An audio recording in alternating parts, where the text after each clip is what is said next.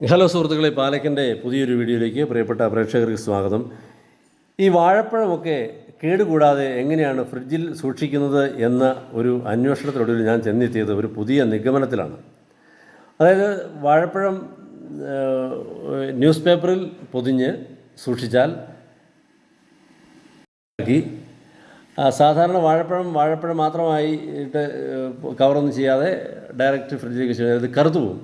പക്ഷേ നമ്മളിത് ന്യൂസ് പേപ്പറിൽ കവർ ചെയ്ത് സാധാരണ നമ്മൾ വെജിറ്റബിൾ സൂക്ഷിക്കുന്ന വെജിറ്റബിൾ ബോക്സിലേക്ക് വെച്ചു. ഞാനിത് വെച്ചിട്ടുള്ളത് 2026 ജനുവരി മാസം 11-ാം തീയതി ഞായറാഴ്ച രാവിലെയാണ്.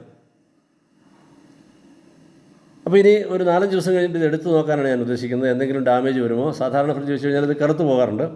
പഴം 2 ദിവസം കൊണ്ട് തന്നെ അതിൻ്റെ തൊണ്ട് കറുത്ത് ഉപയോഗശൂന്യമായി പോകുന്ന രീതിയാണ് കണ്ടുവരാറുള്ളത്. അപ്പോൾ ഞാനിത് 11-ാം തീയതി ഞായറാഴ്ച ഫ്രിഡ്ജിൽ വെച്ച് വെജിറ്റബിൾ ബോക്സിൽ വെച്ചു. അത് കഴിഞ്ഞിട്ട് 16-ാം തീയതി വെള്ളിയാഴ്ച ഞാൻ വീണ്ടും ഇത് എടുത്തു നോക്കുകയാണ്. എന്താണ് അതിൻ്റെ സ്ഥിതി എന്ന് നോക്കാം. ഈ പഴം ഡാമേജ് ആയിട്ടുണ്ടോ, നമ്മുടെ പരീക്ഷണം വിജയിച്ചോ എന്ന് നോക്കാം.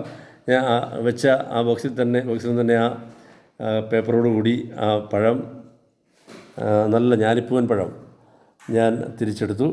ഇനി അത് ആ പേപ്പറിൽ നിന്ന് അഴിച്ചു നോക്കുമ്പോൾ അറിയാം ഇത് നല്ല ഉപയോഗപ്രദമായിട്ടാണോ ഇരിക്കുന്നത്, ഡാമേജ് ആയിട്ടുണ്ടോ.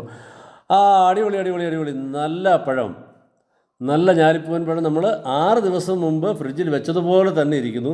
അപ്പോൾ സുഹൃത്തുക്കളെ, നിങ്ങൾക്കും ഇത് പരീക്ഷിക്കാവുന്നതാണ്. Good bye.